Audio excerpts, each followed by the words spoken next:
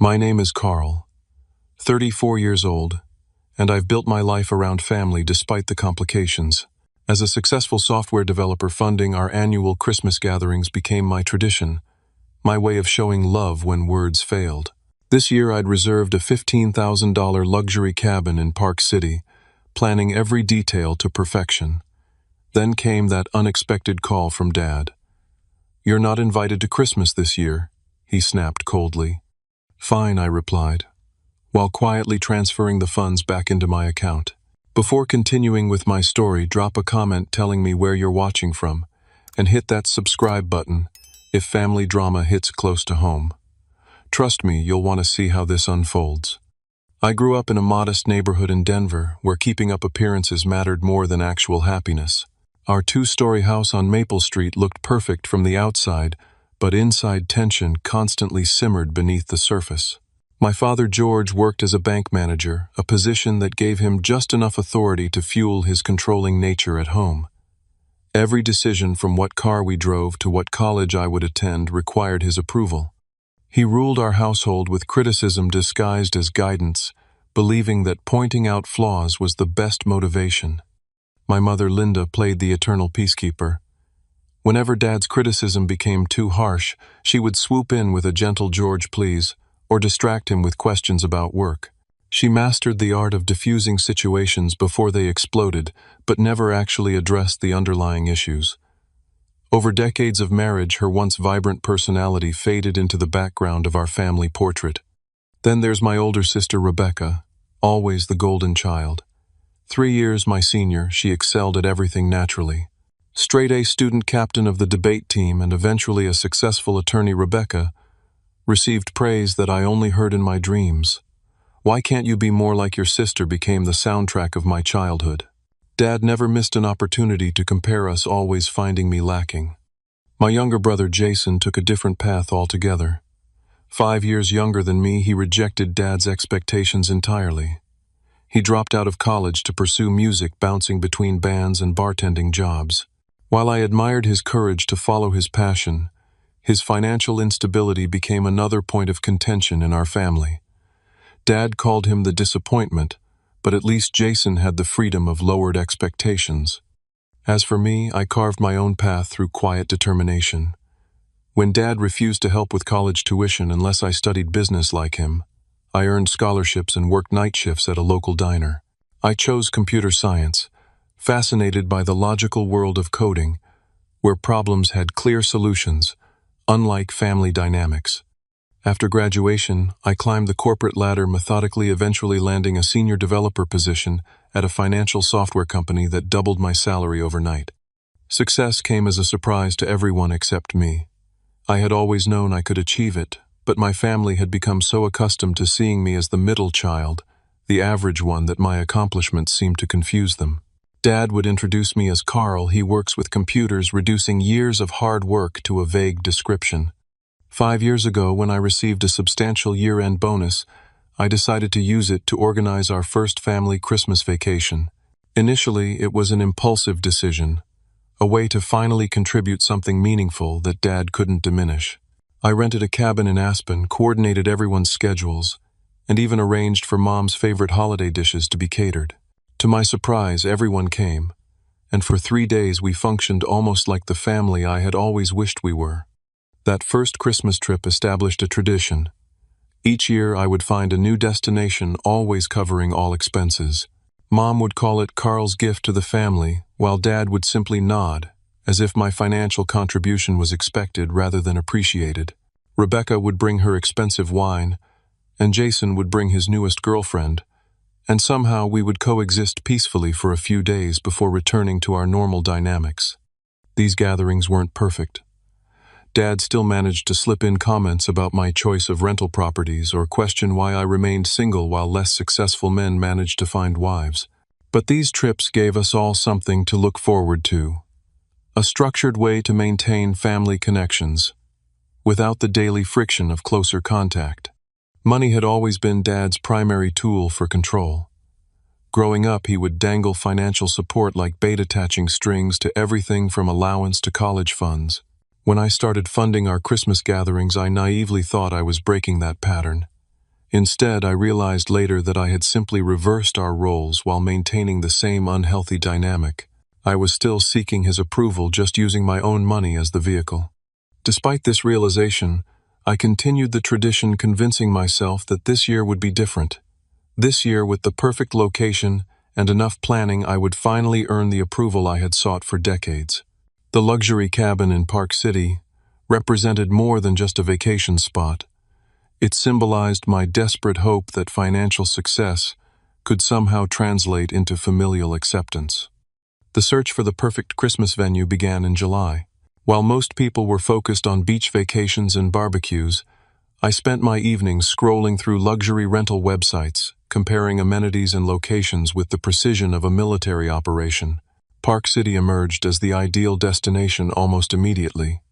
The combination of world-class skiing, picturesque mountain views, and upscale dining options checked all the boxes for a memorable family gathering. After narrowing down my options to 3 properties, I conducted virtual tours with rental agents, interrogating them about everything from kitchen appliances to water pressure. The winning property, a 6,000-square-foot mountain lodge, nestled on 3 acres of private woodland, cost nearly $15,000 for our 5-day stay. The price made me wince, but the photos convinced me it was worth every penny. The exterior featured natural stone and timber construction with floor-to-ceiling windows that showcased panoramic mountain views. Inside, 6 bedrooms with ensuite bathrooms meant everyone would have their own private space. The great room centered around a massive stone fireplace that reached up to 20-foot vaulted ceilings with comfortable seating for our entire family. The gourmet kitchen boasted commercial-grade appliances that would make preparing our traditional Christmas dinner a joy rather than a chore. But it was the amenities that truly set this property apart. A heated outdoor pool and hot tub overlooked the mountains, perfect for evening relaxation after a day on the slopes. The lower level featured a home theater with leather recliners and a 100-inch projection screen, a game room with billiards and ping pong, and even a small indoor basketball court. For those seeking quieter pursuits, a library stocked with bestsellers provided a cozy retreat. After securing the reservation with my credit card, I created a digital invitation with photos of the property and a detailed itinerary. I sent it to everyone in September, wanting to give them plenty of time to request vacation days from work. Mom called within minutes of receiving it, her voice bubbling with excitement. "Carl, honey, this looks absolutely magnificent. You've outdone yourself this year," she gushed. "Your father and I were just saying we needed a real vacation, something special." I smiled at the mention of Dad, doubting he had said anything of the sort. "I'm glad you like it, Mom. I thought we could all use something extra nice this year." "You're too generous, sweetheart. Let me contribute something toward the cost." This was our annual dance. She would offer, I would refuse, and we would both pretend that Dad had nothing to do with her insistence on contributing. "It's my gift to everyone, Mom. Just bring yourself and your famous apple pie." Rebecca's response came via text, brief and predictable. "Looks nice. We'll be there. Andrew wants to know if there's good skiing nearby." No thank you, no acknowledgement of the cost or effort involved. Just an assumption that of course I would continue providing these experiences for everyone. Her husband, Andrew, a corporate attorney with an income that rivaled mine, had never once offered to share expenses. Jason's reaction proved the most genuine. He showed up at my apartment the evening after receiving the invitation, a 6-pack of my favorite craft beer in hand.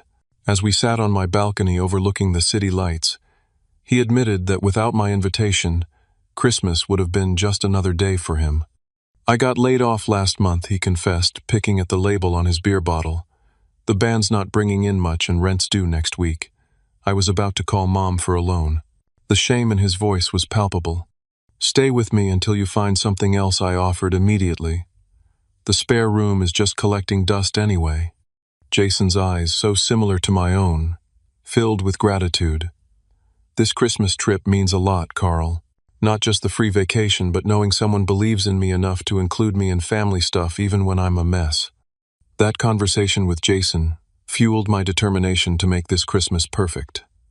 I spent the following weeks coordinating rental cars, arranging for grocery delivery to the cabin, and researching local attractions. I ordered personalized gifts for everyone, items that required thought, rather than just an impressive price tag. For Mom, I found a locket containing photos of all her children. For Rebecca, a first edition of her favorite childhood book. For Jason, vintage vinyl records from bands that influenced his music. And for Dad, a rare single malt scotch from a distillery he had once mentioned wanting to visit. As December approached, I frequently checked the weather forecasts for Park City, relieved to see predictions for heavy snowfall the week before our arrival.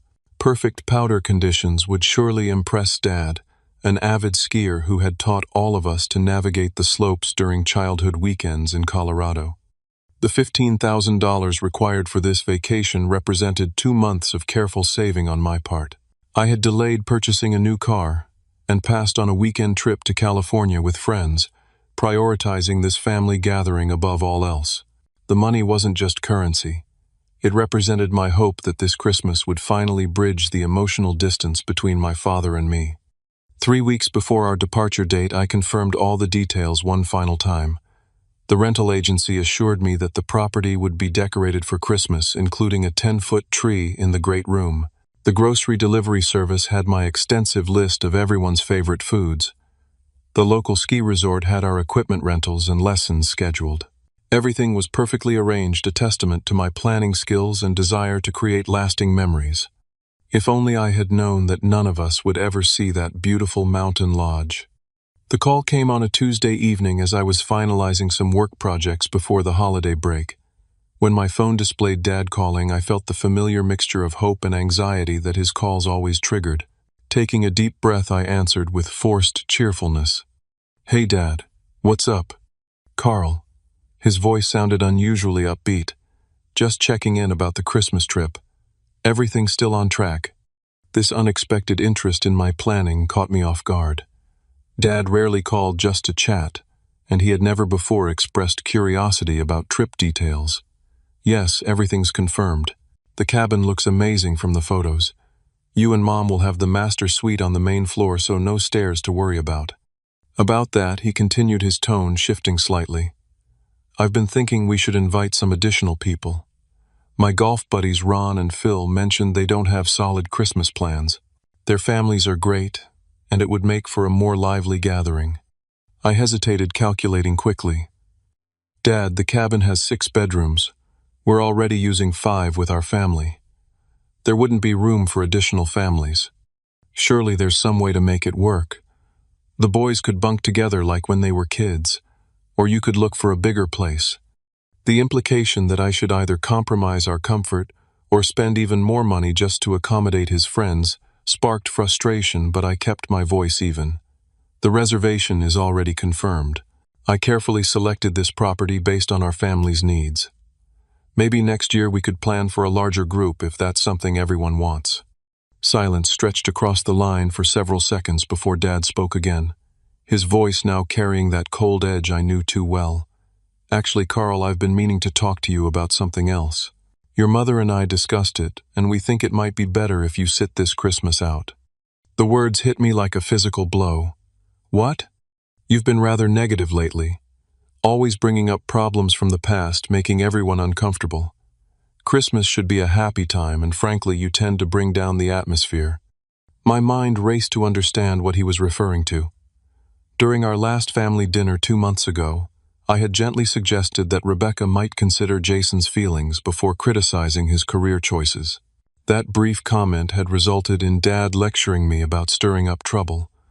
Was that what he meant by being negative? "Dad, I don't understand. I'm the one who organized this entire trip. I paid for the cabin." His laugh carried a dismissive quality that made my stomach clench. "Well, about that. I've already told everyone that I arranged this special Christmas for the family. It would be awkward to change the story now." The revelation struck me speechless. He had taken credit for my planning, my expense, my gift to the family, and now he was uninviting me from the very event I had created. Finding my voice, I said, "You told everyone that you paid for the Park City trip. Don't make such a big deal about money, Carl. You've always been obsessed with who pays for what. Success has made you arrogant. The cabin rental is just luck anyway." Right place, right time with that tech job of yours. Anyone could do what you do with the right connections. Each word drove the knife deeper. After years of hard work, countless late nights, and sacrificed weekends, my father had reduced my career success to luck and connections I never had. The familiar pattern clicked into place. No matter what I achieved, it would never be enough to earn his respect. I worked extremely hard for everything I have, I said quietly. Nothing was handed to me. There you go again, so sensitive about everything. This is exactly why we think it's better if you skip this year. Rebecca and Jason don't make everything about themselves. The irony of this statement might have made me laugh under different circumstances. Rebecca had never paid for a single family gathering but always dictated activities. Jason, while lovable, frequently centered conversations around his financial struggles. Yet I was supposedly the selfish one for occasionally mentioning my accomplishments. What about Mom? Does she agree with uninviting me from Christmas? I asked, already suspecting the answer. Dad cleared his throat. Your mother understands that sometimes difficult decisions need to be made for the good of the group. She trusts my judgment. Translation. He had presented the decision as final, and Mom had acquiesced rather than challenge him. Her peacekeeping instincts would have kicked in, convincing herself this arrangement was temporary, just this once. And what about the cabin itself? The reservation is in my name. The payment came from my account. Well, you can handle those details, can't you? Just change the reservation to my name. I'll meet everyone there.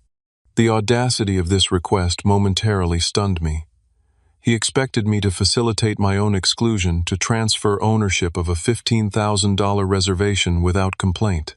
In that moment, I saw with perfect clarity how he had always operated, assuming compliance, because historically that's what he received. You're not invited to Christmas this year, he repeated with finality. I need to know you'll cooperate with changing the reservation details. Something broke inside me then, not in a destructive way, but like a fever breaking. The desperation for his approval that had driven me for decades suddenly evaporated, replaced by a calm certainty. Fine, I replied, my voice steady despite the emotion churning beneath. Good. I knew you'd be reasonable eventually. Have the rental agency call me tomorrow. Goodbye, Dad, I said, ending the call before he could respond. Sitting in the sudden silence of my apartment, I opened my laptop and navigated to my online banking portal. With a few clicks, I transferred the $15,000 from my vacation fund back into my primary checking account. Next, I visited the rental agency's website and canceled the reservation, accepting the partial refund rather than requesting any changes. I sent a brief professional email declining their offer to rebook for different dates. The entire process took less than 10 minutes, efficient and irrevocable. Only after completing these transactions did I allow myself to feel the full weight of what had just occurred. My father had not only rejected me from a family gathering, but had attempted to appropriate my generosity as his own. The pattern wasn't new, but my response to it was about to change dramatically. The hours following that phone call passed in a surreal blur. I sat motionless at my kitchen counter, watching the sky darken outside my window while my mind replayed decades of similar interactions with my father. The pattern was clear. Now my achievements minimized my contributions, expected, but unacknowledged my presence, tolerated rather than welcomed. How had I not seen it so clearly before? My phone buzzed repeatedly throughout the evening. First came Mom's text. Your father mentioned you might not join us for Christmas. Call me when you can, sweetheart. Her deliberate vagueness suggested she knew exactly what had happened, but preferred to pretend it was all a misunderstanding. I couldn't bring myself to respond. Rebecca's message arrived next. Her attorney's precision, evident in every carefully chosen word. Dad told us about your decision to skip the family Christmas. While we respect your choice, the timing is incredibly inconsiderate. Some of us have already requested vacation days. No mention of the cabin, the cost, or Dad's lie about who had arranged everything. Just an assumption that I was being difficult. Around midnight, my phone rang. Jason's name flashed on the screen, and I almost declined the call before deciding he deserved at least an explanation. What the hell, Carl? His voice sounded strained. Dad's saying the Park City trip might fall through because you're backing out. What's going on? I took a deep breath. Dad called earlier and told me I'm not invited to Christmas this year. Said I bring down the atmosphere and make everyone uncomfortable. That's bullshit, Jason responded immediately. Mom was just telling me last week how excited she was that you found such an amazing place for all of us. There's more, I continued. Dad's been telling everyone that he arranged and paid for the entire trip, taking full credit. Silence stretched across the line before Jason whispered, "What an asshole." I canceled the reservation, I admitted. Transferred the money back into my account. Wait, seriously, the whole thing is off. Panic edged into his voice. Carl, I can't afford Christmas anywhere else. I was counting on this. Guilt squeezed my chest. I know, and I'm sorry. But I couldn't just hand over a $15,000 vacation to someone who explicitly uninvited me from it. So you punish all of us because Dad's a jerk. That's real mature. The hurt in his voice was palpable. That's not what I'm doing. I insisted, though his words stung precisely because they contained a kernel of truth. Was I using money as power? Just like Dad always had. Sounds exactly like what you're doing, Jason snapped before hanging up. Sleep evaded me that night. I paced my apartment, alternating between righteous anger and crushing guilt. Had I overreacted? Should I have simply accepted the exclusion, transferred the reservation, and spent Christmas alone? While my family enjoyed the luxury I had provided, the people-pleaser in me, carefully cultivated through years of trying to earn approval, argued yes. But another voice, quiet yet insistent, suggested this moment represented a crucial crossroads. I could continue the cycle absorbing mistreatment to maintain peace, or I could establish boundaries that protected my self-respect. The second option felt terrifying, precisely because it was so unfamiliar. As dawn broke over the city, casting long shadows across my living room, clarity finally emerged through the emotional fog. I would not rescind my cancellation. I would not fund a gathering from which I was explicitly excluded, but neither would I leave my family without options for Christmas. With renewed purpose, I opened my laptop and began researching alternatives. The first search revealed local volunteer opportunities at homeless shelters and community centers. The prospect of spending Christmas helping others rather than seeking approval from my father carried an unexpected appeal. Further searching yielded information about last-minute vacation rentals, still available within driving distance of Denver. They weren't as luxurious as the Park City cabin, but they were affordable options I could share with my family.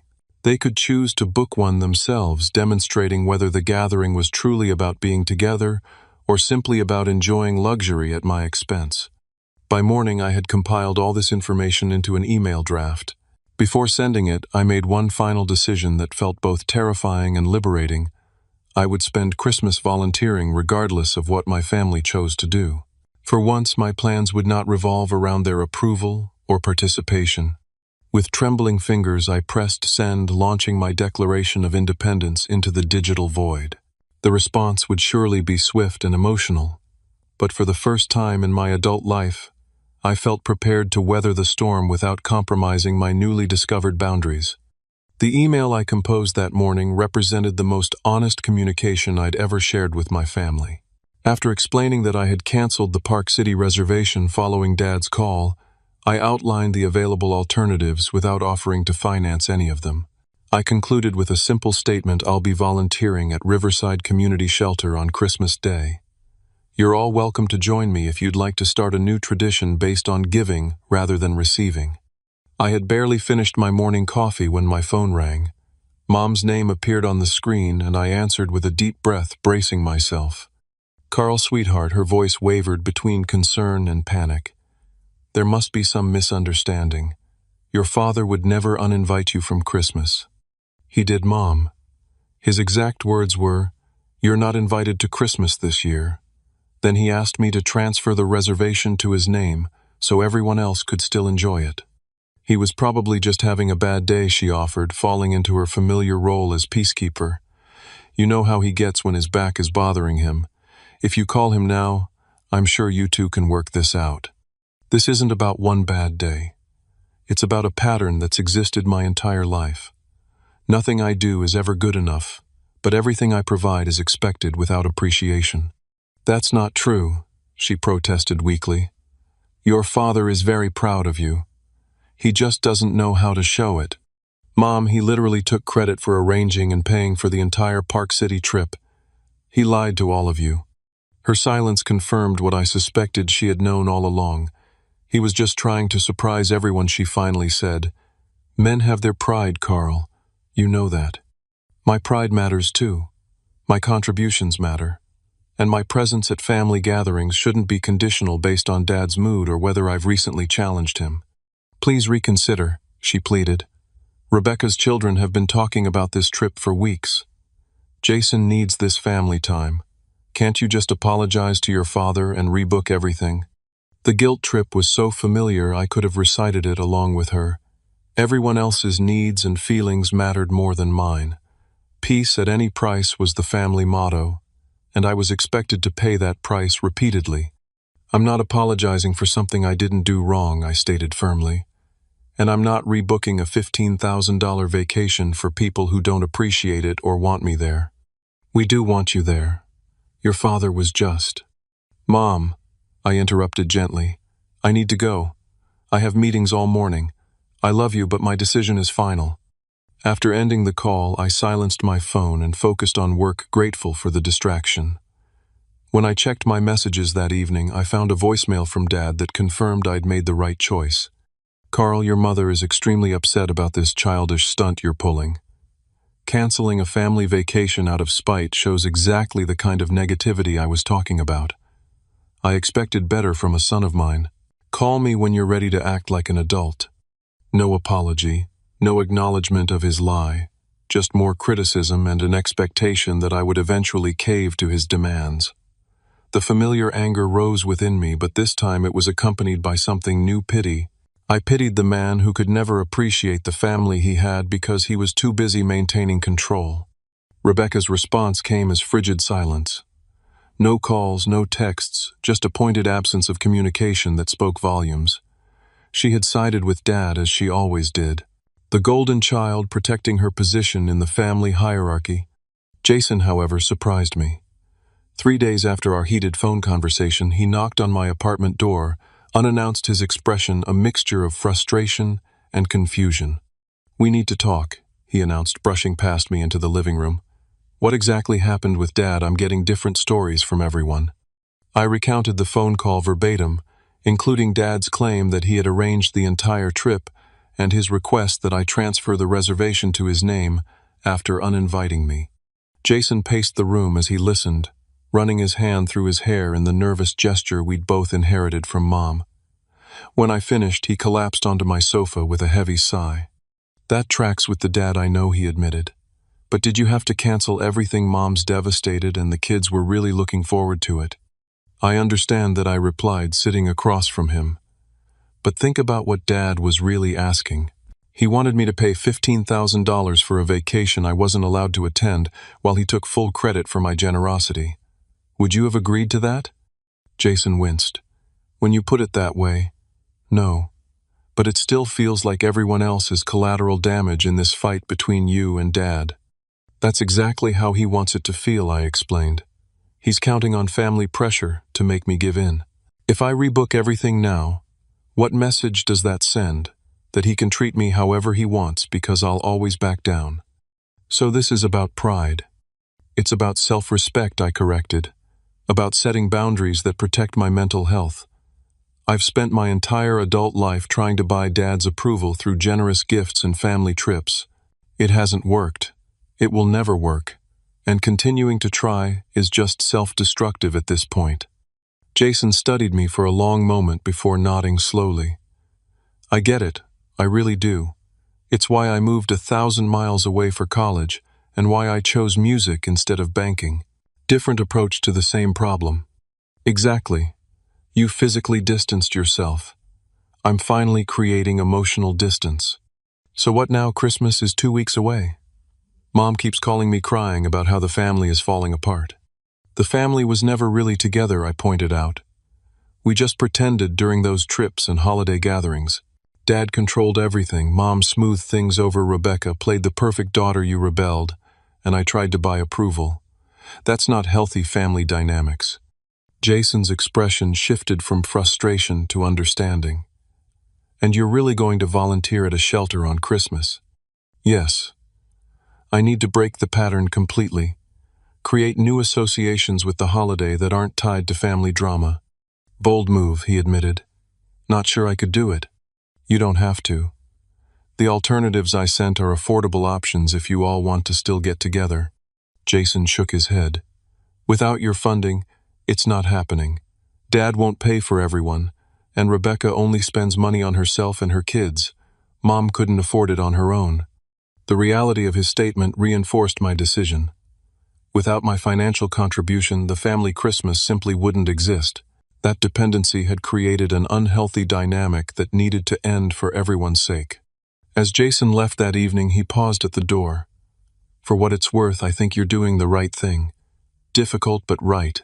His support, unexpected and genuine, strengthened my resolve to maintain the boundaries I had established regardless of the emotional fallout. The weight that had pressed on my chest for days began to lift, replaced by a tentative sense of freedom. For the first time in my adult life, I was prioritizing my own well-being over family expectations, and despite the discomfort, it felt surprisingly right. Christmas Eve arrived with a light snowfall that blanketed Denver in pristine white. In years past, I would have been frantically checking weather reports for our travel route or coordinating last-minute details for our family gathering. Instead, I found myself driving through quiet streets toward Riverside Community Shelter, a canvas bag filled with wrapped packages on my passenger seat. The shelter occupied a renovated warehouse in an industrial district, its brick exterior brightened by holiday decorations and a hand-painted sign welcoming all. Inside, volunteers bustled about setting up tables and arranging food for the Christmas Eve dinner that would serve over 200 people experiencing homelessness. First-time volunteer asked a tall, gray-haired man who introduced himself as Thomas, the volunteer coordinator. His warm smile and firm handshake immediately put me at ease. "Is it that obvious?" I replied with a self-conscious laugh. "Most of our regulars know exactly where the aprons are kept," he explained, guiding me toward a storage closet. "But we're always grateful for new faces, especially during the holidays. What brought you to us?" The question was simple enough, but I hesitated, unsure how to explain my family situation without sounding bitter. "Change of plans," I finally offered. "Thought I'd try something different this year." Thomas nodded his eyes, reflecting understanding beyond my vague explanation. "Well, you've come to the right place for different. No 2 days are ever the same here." He assigned me to meal service, working alongside a diverse group of volunteers, ranging from college students to retirees. As we prepared to open the doors, Thomas gathered everyone for a brief orientation. "Remember, folks, we're not just serving food tonight. We're serving dignity, respect, and community. Every person who walks through that door has a story as complex and valuable as your own. Listen if they want to share. Give space if they don't. But always, always treat them as the fellow humans they are." His words struck a chord deep within me. How long had it been since I felt truly seen and respected within my own family? The irony wasn't lost on me that I might find more authentic connection among strangers at a homeless shelter than at the luxury cabin I had reserved for my relatives. The evening progressed in a blur of activity. I served mashed potatoes and gravy, refilled water glasses, and cleared plates. Between tasks, I found myself engaged in conversations that ranged from lighthearted to profound.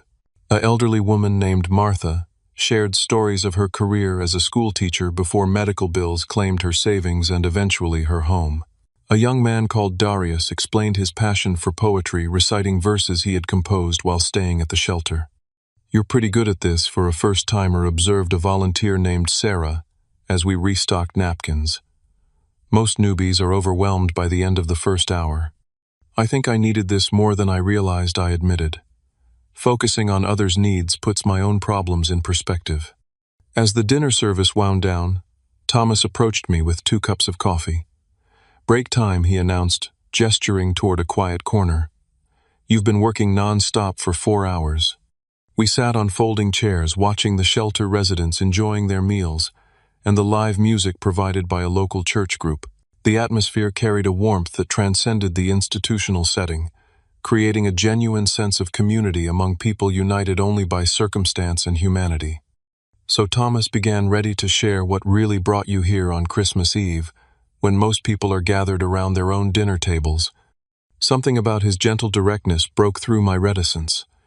I found myself recounting the entire situation, the Park City cabin dad's phone call, the cancellation, and my family's reactions. Thomas listened without interruption, his expression thoughtful. Family dynamics are complicated beasts, he observed when I finished. I spent 20 years trying to please a father who viewed vulnerability as weakness and generosity as obligation. Took a heart attack at 52 to wake me up to the fact that I was living his version of my life instead of my own. How did you break the cycle? I asked, desperate for insight from someone who had navigated similar terrain. Started saying no to things that damaged my soul, even when saying yes would have been easier. Set boundaries and held them even when people pushed back. Most importantly, built connections with people who appreciated me for myself, not for what I could provide them. He gestured around the shelter. Found my real family here among people who have nothing material to give, but offer authentic connection freely. Been volunteering here 15 years now, and it's healed parts of me that therapy couldn't touch. As our conversation continued, Thomas invited me to join his actual family for Christmas Day lunch. Nothing fancy, just good food and better company. My wife makes enough for an army anyway, and our door is always open to new friends. The invitation, unexpected and genuine, brought a lump to my throat. I wouldn't want to intrude on your family time. Family time is whenever good people gather with open hearts, he replied simply. Think about it. Offer stands either way. Later that night, as I drove home through the snowy streets, my phone rang. Mom's name appeared on the screen, and I answered with surprising calmness. Merry Christmas Eve, Mom. Carl, her voice sounded strained. We need to talk about tomorrow. Your father has booked a restaurant for Christmas lunch, but it doesn't feel right without you there. I have plans tomorrow, I replied gently. I'm volunteering at the shelter again in the morning, and I've been invited to lunch with some new friends afterward. New friends, on Christmas. The concept seemed foreign to her. But what about family? I'm taking some time to reassess what family means, Mom. Whether it's about blood relation or mutual respect. Her silence spoke volumes.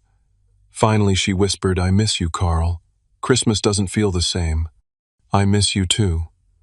But this separation is necessary right now. After we hung up, Jason called.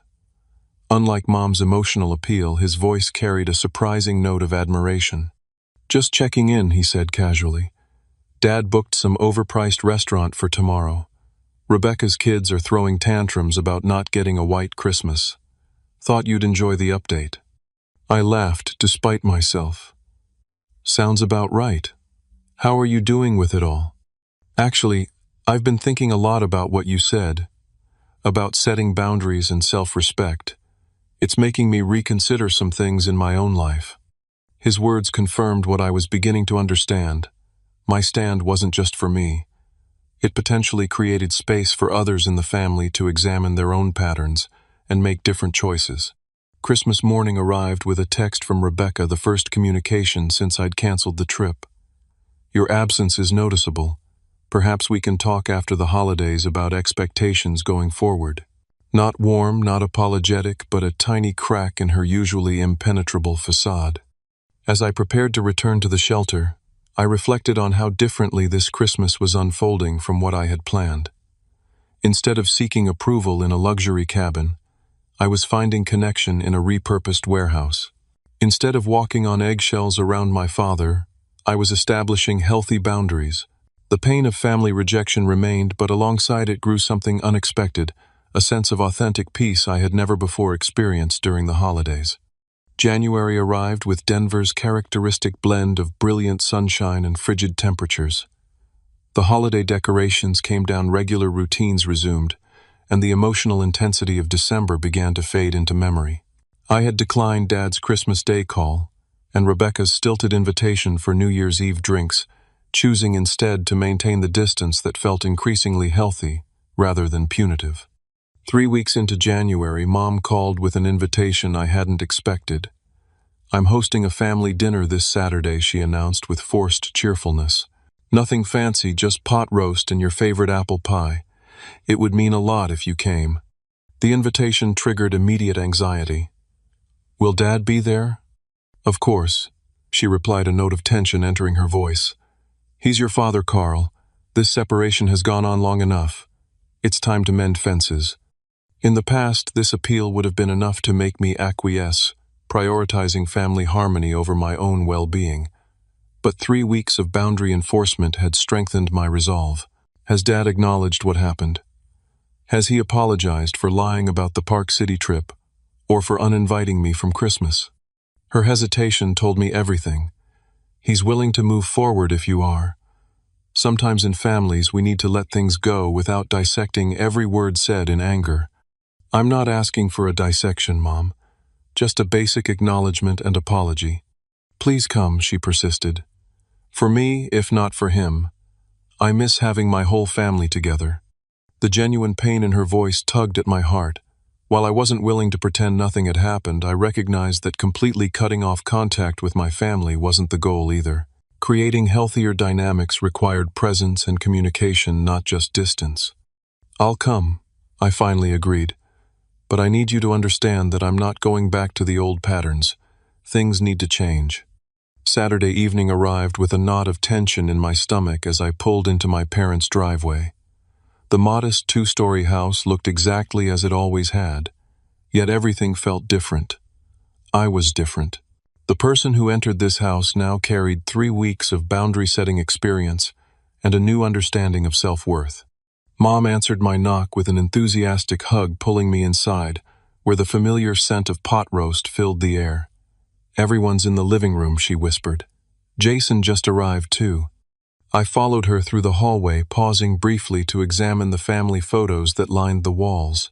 So many forced smiles and stiff poses, visual evidence of the tension that had always simmered beneath our picture-perfect surface.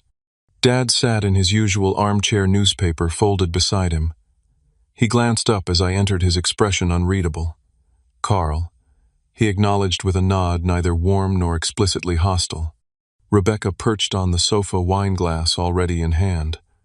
"Nice of you to join us," she offered, her tone carrying the faintest hint of sarcasm. Only Jason's greeting felt genuine. He rose from his seat by the window, clasping my shoulder with a smile. "Good to see you, man." The atmosphere carried a brittle quality, everyone hyper-aware of the Christmas conflict, but determinedly avoiding direct mention of it. As we moved to the dining room for dinner, the conversation remained superficial. Weather, local news, Rebecca's children's school achievements. No one mentioned Christmas Park City or the events that had transpired. Halfway through the meal, Dad cleared his throat. "So Carl, how's work these days? That software company still keeping you busy?" The question seemed innocent enough, but I recognized it as an attempt to redirect our interaction to safe territory. In the past, I would have gratefully seized this olive branch, eager to move past conflict without resolution. "Work is good," I replied evenly, "but I think there are more important things we need to discuss first." The table fell silent. Mom's fork paused midway to her mouth, and Rebecca's eyes narrowed in warning. Dad's expression hardened almost imperceptibly. "If you're referring to the Christmas misunderstanding, I think we can all agree it's water under the bridge now," he stated firmly. "It wasn't a misunderstanding," I countered, keeping my voice calm. "You explicitly uninvited me from a family gathering that I had organized and paid for. You also told everyone that you had arranged the Park City trip when you hadn't contributed anything toward it." Dad's jaw tightened. "I see you're still determined to make mountains out of molehills. This is exactly the negativity I was talking about." "Acknowledging reality isn't negativity," I replied. "And expecting basic respect isn't making mountains out of molehills. Perhaps this conversation would be better suited for another time." Rebecca interjected, her attorney voice in full effect. "We're supposed to be enjoying a family dinner." "That's the problem," I said, turning to include her in the conversation. "We keep postponing honest discussions in favor of pretending everything is fine. It's not fine. It hasn't been fine for years." An uncomfortable silence descended on the table. Jason caught my eye across the table and gave a subtle nod of encouragement. I've spent years trying to earn approval through generosity, I continued. Funding family vacations, buying expensive gifts, always being the one to compromise when conflicts arose. But I've realized that's not a healthy dynamic for any of us. Dad pushed his plate away. So this is about money. You're keeping score of every dollar you've spent on the family. No, it's about respect. About acknowledging contributions rather than taking them for granted. About treating each other with basic consideration rather than conditional acceptance. Mom reached for my hand. Sweetheart, nobody takes you for granted. We all appreciate everything you do. Do you? I asked gently. Because when I set a boundary about not funding a vacation, I wasn't welcome to attend. Everyone acted as if I was being selfish and unreasonable. Rebecca sipped her wine before responding. The timing was inconsiderate. People had made arrangements. The timing wasn't my choice, I reminded her. And nobody seemed concerned about my arrangements or feelings when Dad decided to uninvite me. Always the victim, Dad muttered, shaking his head. No, I corrected him. Not a victim anymore. That's the difference. I'm choosing how I respond to disrespect now rather than accepting it to keep the peace. The conversation might have devolved further, but Jason surprised everyone by speaking up. Carl's right, he stated firmly. We've all been playing our assigned roles for so long that we can't even see how dysfunctional it is. Dad controls everything, Mom smooths things over, Rebecca plays the perfect daughter, I rebel, and Carl tries to buy approval. It's not healthy for any of us. Dad turned to him with a scowl. Since when are you a family therapist?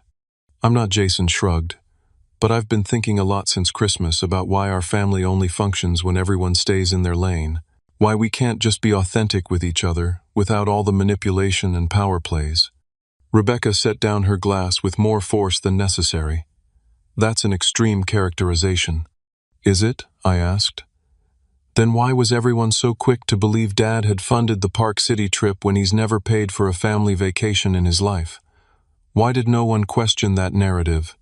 The direct question landed like a stone in still water, sending ripples of discomfort around the table.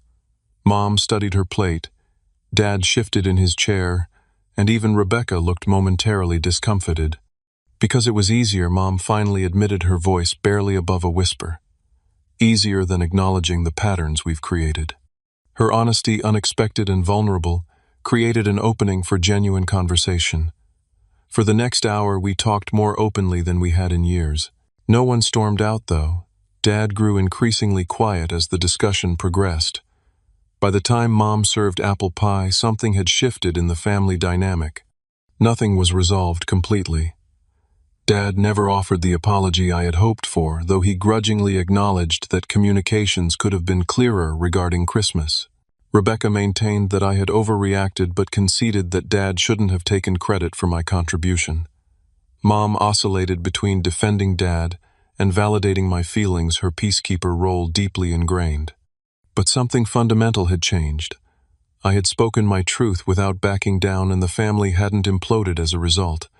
The world hadn't ended because I prioritized self-respect over approval-seeking. As we prepared to leave, Jason pulled me aside in the hallway. That took guts, he said admiringly. Standing your ground with Dad isn't easy. It gets easier with practice, I replied. How are you doing? You were pretty upset about Christmas. He smiled ruefully. Actually, I've been thinking about what you said about boundaries. I've decided to stop asking Mom and Dad for financial help. Got a steady gig at a jazz club downtown teaching guitar lessons during the day. It's not much, but it's mine, you know. His words reflected my own journey. I know exactly what you mean. As I drove home that evening, I realized the painful Christmas conflict had catalyzed important changes not just for me, but potentially for our entire family system. By refusing to play my assigned role, I had created space for others to reconsider theirs. The months that followed brought gradual shifts in our family dynamics. Dad remained. Dad critical and controlling, but I no longer sought his approval with the same desperation. Mom began occasionally expressing her own opinions, rather than automatically deferring to his. Rebecca and I, established a more honest, if sometimes tense, relationship. Jason flourished in his new independence, his music career slowly gaining traction. When Christmas approached again, I declined to fund another extravagant family gathering. Instead, I invited anyone interested to join me volunteering at Riverside Shelter on Christmas Eve, followed by a simple meal at my apartment. To my surprise, Jason accepted immediately, and Mom tentatively agreed to stop by the shelter for a few hours. Dad and Rebecca declined, opting for their own celebration, and that was okay too. Thomas, my mentor from the shelter, often reminded me that family healing rarely follows a linear path. Sometimes the most loving thing you can do for your family is stop playing the role they've assigned you, he would say. It forces everyone to adapt to a new reality where authentic connection becomes possible. I don't know if my father and I will ever fully repair our relationship. Some wounds run too deep for complete healing, but I no longer measure my worth through his approval or anyone else's validation.